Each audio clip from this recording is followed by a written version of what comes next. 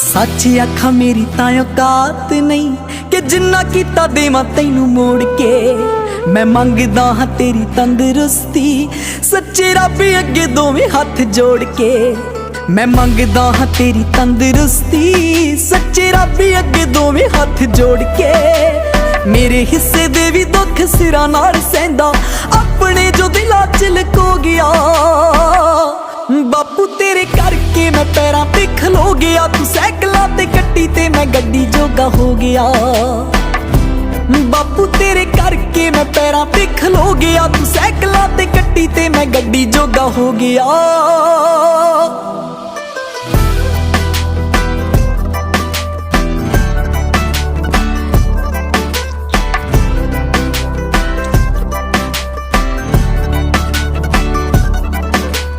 चंदरे गरीबियां दे दिन सी बाले